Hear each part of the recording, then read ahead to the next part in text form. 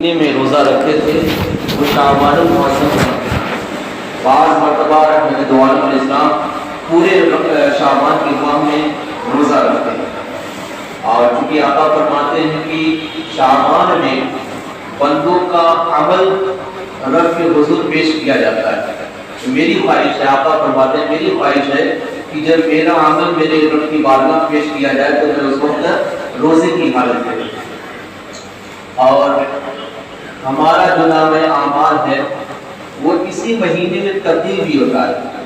15ویں شب میں ہمارے نام اعمال تبدیل ہوتے ہیں، یعنی یہ جو رجسٹر جس میں نیکیاں اور بدیاں ہماری لکھی جا رہی ہیں یہ تبدیل ہوتا ہے، اسے بدل کر دوسرا لایا جاتا ہے، 15ویں شعبان کو تبدیل ہوتا ہے۔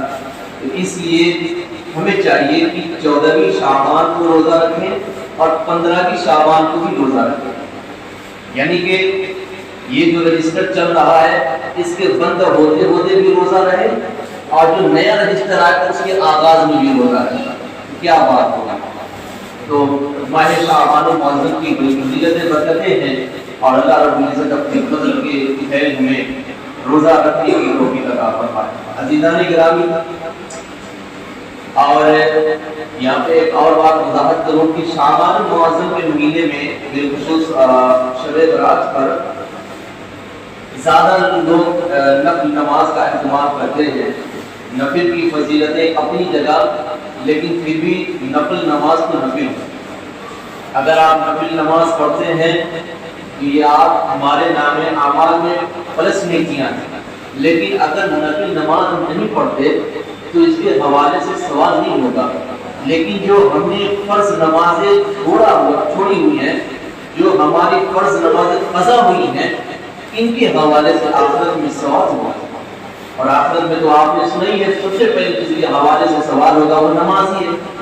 تو جو ہم پر بہت زیادہ کثرت کے ساتھ فرض نمازیں ترک ہیں، کثرت سے ہم نے فرض نمازیں چھوڑی ہوئی ہیں اور ہم نفل نماز پہ نفل نماز پڑھے جا رہے ہیں، اس بندے کے لیے افضل و بہتر یہ ہے کہ جس کی نماز فرض کثرت سے قضا ہے، اس کے لیے بہتر اور افضل یہ ہے کہ وہ نفل نماز پڑھنے کے بجائے اپنی قضائے پوری ادا کرے، جو اس کی فرض نمازیں ترک ہو چکی ہیں وہ انہیں ادا کرے، اس کے بعد نفل کا اہتمام کرے، اور انشاءاللہ اگر یقین اور اچھی نیت کے ساتھ وہ اپنی قضا نماز ادا کر رہا ہے تو اس قضا نماز ادا کرنے کی برکت سے مولا نے تب چاہا تو اسے نفل نماز ادا کرنے کا بھی ثواب عطا فرما دے گا۔ اس کے خزانے قدرت میں، اس کے خزانے رحمت میں کوئی کمی نہیں، لینے والے کے دامن تنگ پڑ جاتے ہیں، اس کے خزانے میں ذرہ برابر کمی یا نہیں سکتا۔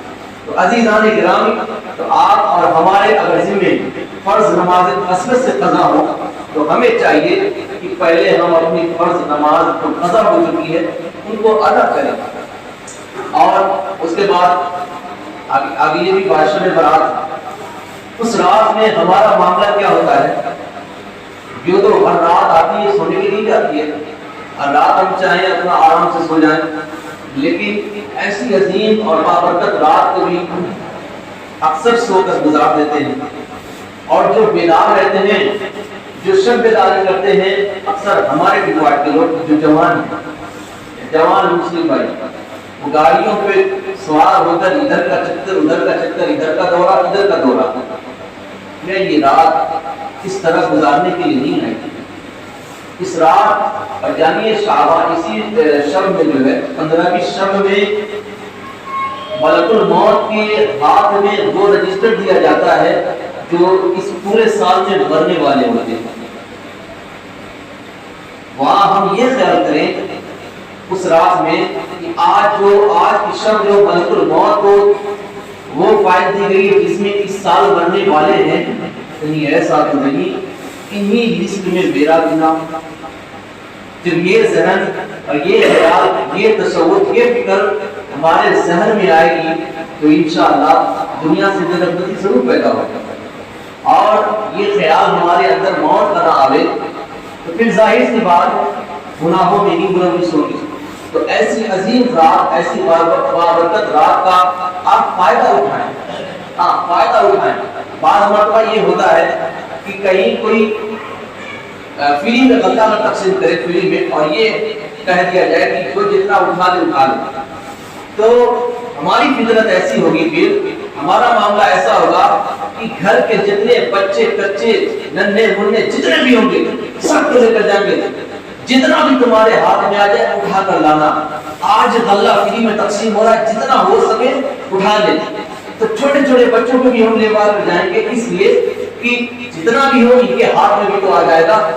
ایک معمولی سا غلہ ہے، فنا ہونے والی زندگی کے لیے کام آنے والا معمولی سا غلہ اگر فری میں تقسیم ہو، ہم خود نہیں بلکہ اپنے اہل خانہ کو بھی لے کر جا رہے ہیں، چھوٹے اور بڑوں کو بھی لے کر جا رہے ہیں کہ آج فری میں غلہ تقسیم ہو رہا ہے، لوٹ لو، اس کا فائدہ اٹھا لو۔ میاں یہ معمولی سے غلے کے لیے اتنی کاوش اور محنت کرنے کو تیار ہیں، لیکن اللہ رب العزت کی رحمت جس دن بے شمار برستی ہو، وہ رحمت لوٹنے کے لیے تیار۔ کتنی حماقت ہماری ہے، کتنے کم عقل انسان ہیں، ہماری عقل کتنی چھوٹی ہے۔ اور دیکھیں بیوقوف ہے کون؟ بیوقوف ہے کون؟ آج بات بات میں کہا جاتا ہے کہ تو بیوقوف ہے، لیکن صحیح معنوں میں بیوقوف ہے کون؟ آپ سنیے، ایک بادشاہ تھا، اس نے اعلان کروایا اپنی سلطنت میں کہ جو سب سے بڑا پاگل بیوقوف ہوگا، سب سے بڑا جو بیوقوف ہوگا اس کو انعام دیا جائے گا۔ تو اس نے کہا کہ بیوقوفوں کا مقابلہ کیا جائے، جو سب سے بڑا بیوقوف ہوگا میری سلطنت میں اسے انعام دیا جائے گا۔ تو بیوقوفوں کا مقابلہ ہوا، دانشوروں کا مقابلہ تو ہوتا ہی ہے، اس بادشاہ نے بیوقوفوں کا مقابلہ کروایا۔ جب بیوقوفوں کا مقابلہ ہوا تو ایک ٹاپ کر گیا، اعلیٰ نمبر پر آیا، سب سے بڑا بیوقوف۔ تو اس بیوقوف، سب سے بڑے بیوقوف کو بادشاہ نے اپنا قیمتی ہار پہنایا، انعام اکرام سے نوازا۔ اب کچھ روز کے بعد اس بادشاہ کی طبیعت خراب ہوئی۔ اچھا، بادشاہ نے کس کو ہار پہنایا؟ جو اس کی سلطنت کا سب سے بڑا بیوقوف تھا، بیوقوفوں کا جو سردار تھا اسے پہنایا۔ بہرحال تو عزیزان گرامی، جب اس بادشاہ کی طبیعت خراب ہوئی تو اس بیوقوف، بڑے بیوقوف کو جب پتا لگا کہ آج بادشاہ کی طبیعت خراب ہے تو وہ بادشاہ کی عیادت کے لیے آیا، اور چونکہ تھا تو بڑا بیوقوف، وہ جانتا نہیں تھا۔ اس نے پوچھا کہ بادشاہ سے کہ کیا حال ہے؟ اس نے کہا ٹھیک ہے، آپ تو اس دنیا کو چھوڑنے والے ہیں۔ بیوقوف تھا، اس نے سوچا کہ لگتا ہے اس دنیا کے علاوہ کوئی اور بھی دنیا ہے، اب یہ بادشاہ یہ جگہ چھوڑ کے کہیں اور بسیرا کرنے والا ہے۔ تو اس بیوقوف نے کہا اچھا بادشاہ یہ جگہ چھوڑ رہے ہیں؟ ہاں، یہاں پر میں نے دیکھا ہے کہ آپ کا عالیشان محل ہے، آپ کے خدام ہیں، آپ کے نوکر چاکر ہیں، آپ نے اتنا عالیشان محل تیار کیا ہے، تو اس جگہ کو چھوڑ کر آپ جس جگہ جا رہے ہیں وہاں بھی آپ نے اعلیٰ محل تیار کیا ہوا ہوگا، وہاں بھی آپ نے عالیشان محل تو بنایا ہوا ہوگا نا؟ تو بادشاہ نے کہا نہیں، وہاں میں نے اعلیٰ اور عالیشان محل نہیں بنایا۔ پھر بیوقوف نے کہا کہ پھر تو یہاں پر میں نے دیکھا آپ کے خدام ہیں، وہاں بھی آپ کے خدام ہوں گے، آپ کی خدمت کرنے والے ہوں گے، آپ کے نوکر چاکر ہوں گے۔ بادشاہ نے کہا نہیں، میرے وہاں پر میرے کوئی نوکر کوئی چاکر نہیں۔ اچھا، میں نے دیکھا یہاں پر آپ کی ایک عظیم سلطنت ہے، خوب مال و جائیداد ہے، جس طرح یہاں اب آپ جہاں جا رہے ہیں وہاں پر بھی آپ نے اپنے خوب مال و دولت کو بھیجا ہوا ہوگا، مال و زر کو آپ نے وہاں بھیجا ہوا ہوگا۔ تو بادشاہ نے کہا نہیں، نہ میں نے وہاں عالیشان محل بنایا ہے، نہ میرے وہاں خادم ہے، نہ میرے وہاں پہ مال و دولت کا کوئی حصہ ہے۔ تو اس سب سے بڑے بیوقوفوں کے سردار نے کہا اے تم تو سب سے بڑے بیوقوف نکلے، تم تو مجھ سے بھی بڑے بیوقوف نکلے ہے، دنیا بدل رہے ہو، یہاں سے وہاں جا رہے ہو، یہاں پر اتنے انتظامات ہیں، اب جہاں جا رہے ہو وہاں پہ کوئی انتظام نہیں، تم تو مجھ سے بھی بڑے بیوقوف ہو۔ تو سمجھ میں آیا بیوقوف وہ نہیں جس کی عقل کام نہ کر رہی ہو، بیوقوف وہ نہیں جو پاگل والا کام کرے، حقیقی بیوقوف وہ ہے، صحیح معنوں میں بیوقوف وہ ہے جو اپنی آخرت کی فکر نہ کرے، حقیقی معنوں میں بیوقوف وہ ہے جو اپنی دنیا صرف بنانے میں لگ جائے اور اپنی آخرت کو فراموش کر دے۔ حقیقی معنوں میں بیوقوف وہ ہے جو رب کی نافرمانی میں زندگی گزارے، حقیقی بیوقوف وہ ہے جو رب کی فرما برداری نہ کرے، حقیقی بیوقوف وہ ہے۔ اب آپ اور ہم اپنے آپ کو تولیں کہ ہم سمجھدار ہیں، دانشور ہیں، عقل مند ہیں یا سب سے بڑے بیوقوف ہیں۔ اگر ہماری زندگی شریعت مصطفی کے دائرے میں رہ کر بسر ہو رہی ہے تو مبارک ہو، ہم بڑے ہی عقل مند اور دانشور ہیں۔ اگر اس کے اپوزٹ ہماری زندگی گزر رہی سب سے بڑے بیوقوف۔ اور زندگی دیکھیں، گزارنے کا ایک معیار دیکھیں، زندگی گزارنے کا سبق ہم کو مکھیوں سے سیکھنا چاہیے۔ ہاں، مکھیوں سے سیکھنا چاہیے ہمیں زندگی کیسے گزارنی چاہیے۔ دو قسموں کی مکھیاں ہوتی ہیں، ایک تو ہمارے گھر میں اور گلیوں میں ٹہلنے پھرنے والی عام معمولی سی مکھی، اور ایک شہر کی مکھی ہے۔ حالانکہ جو ہمارے گھروں اور گلیوں میں جو مکھی ہوتی ہے وہ نقصان نہیں پہنچاتی، لیکن پھر بھی اس کو مارا جاتا ہے، ایک تنظیم چلائی جاتی ہے اس کو مارنے کے لیے، دوائیں ایجاد کی جاتی ہے اس کو مارنے کے لیے۔ کیوں؟ یہ غلاظت اور گندگی پہ بیٹھتی ہے، اس لیے اس کو مارا جاتا ہے، کوئی اس کو پسند نہیں کرتا۔ اور جبکہ شہر کی جو مکھی ہے وہ آتشبار قسم کی ہے، وہ زہریلی قسم کی ہے۔ اس کے حوالے سے تحقیق کی گئی کہ جب وہ ڈنک مارتی ہے تو اپنا سارا ڈنک چھوڑ دیتی ہے، اور جس پر شہر کی مکھی کاٹ لیتی ہے، ڈنک مار دیتی ہے، وہ کھجلاتے کھجلاتے پریشان ہو جاتا ہے۔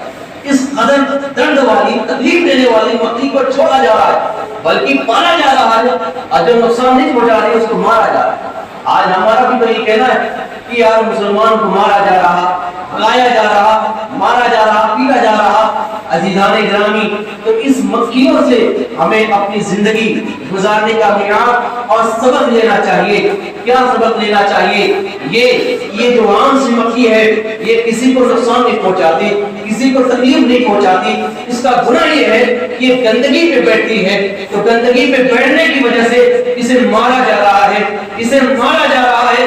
لیکن عزیزان گرامی، جو شہد کی مکھی ہے، اگرچہ اس کا ڈنک زہریلا ہے، اگرچہ یہ تکلیف دیتی ہے، لیکن اس کی خصوصیت یہ ہے کہ یہ غلاظت اور گندگی پہ نہیں بیٹھتی، بلکہ یہ پھولوں پہ بیٹھتی ہے، خوشبوؤں پہ بیٹھتی ہے، خوشبوؤں کو پسند کرتی ہے۔ تو عزیزان گرامی، اگر آپ اور ہم چاہتے ہیں کہ ہمیں بھی لوگ پالنے پہ مجبور ہو جائیں تو ہم بھی تو، ہمارا معیار کیا ہے؟ اگر مارے جا رہے ہیں، پیٹے جا رہے ہیں، وجہ اور سبب کیا ہے؟ ہمارا بھی معاملہ ہماری گلیوں میں چلنے والی مکھیوں کی طرح ہے۔ ارے زنا کی گندگی پہ ہم بیٹھ رہے ہیں، بدکاری کی گندگی پہ ہم بیٹھ رہے ہیں، مکاری کی گندگی پہ ہم بیٹھ رہے ہیں، جھوٹ کی گندگی پہ ہم بیٹھ رہے ہیں، فریب کی گندگی پہ ہم بیٹھ رہے ہیں، نماز چھوڑنے پہ ہم بیٹھ رہے ہیں۔ عزیزان گرامی، چوری ڈکیتی، سیاہکاری، بدکاری، بدعمالی، بد اخلاقی، بد کرداری کی تمام گندگیوں پہ ہم بیٹھ رہے ہیں۔ یہی وجہ ہے ہمیں مارا جا رہا ہے، ہمیں پیٹا جا رہا ہے۔ لیکن عزیزان گرامی، اگر آج بھی ہم عزم کر لیں، ارادہ کر لیں اور یہ عزم کر لیں کہ انشاءاللہ اب تمام گندگیوں کو چھوڑ کر ہم تقویٰ کی خوشبو پہ بیٹھیں گے، ہم زہد کی خوشبو کو اپنائیں گے، ہم عزیزان گرامی عاجزی انکساری کی خوشبو کو اپنائیں گے۔ اگر ان خوشبوؤں کو ہم نے اپنا لیا تو انشاءاللہ ہمیں مارنے والے، ہمیں مٹانے والے، ہمیں پالنے پر مجبور ہو جائیں گے۔ اگر ہم نے زہد و اتقا کی خوشبو کو اپنا لیا تو جو ہمیں مارنے اور مٹانے کی باتیں کر رہے ہیں وہ ہمیں پالنے پہ مجبور ہو جائیں گے، بشرط یہ کہ ہمیں ہمارے اندر خلوص کی خوشبو آئے، عاجزی کی خوشبو آئے، انکساری کی خوشبو آئے، زہد کی خوشبو آئے، اتقا کی خوشبو آئے۔ رسول اکرام جو علیہ السلام کی سنتوں پہ عمل کی خوشبو ہمارے وجود میں شامل ہو تو انشاءاللہ مارنے والے پالنے پر مجبور ہو جائیں گے۔ اللہ رب العزت کہنے سننے سے زیادہ عمل کی توفیق عطا فرمائے۔ آج یا سے پہلے میری زبان و پھیر سے کوئی بھی خفیہ کلمات و پھیر میں آپ سب کو گواہ بنا کے سچی توبہ کرتا ہوں۔ میرا کریم میری توبہ قبول فرمائے۔ استغفر اللہ ربی من کل ذنب و اتوب الیہ۔ کلمہ طیبہ آپ کی پڑھ لے، لا الہ الا اللہ محمد رسول اللہ۔ جو سنت نہیں پڑھی ہے پڑھ لیں۔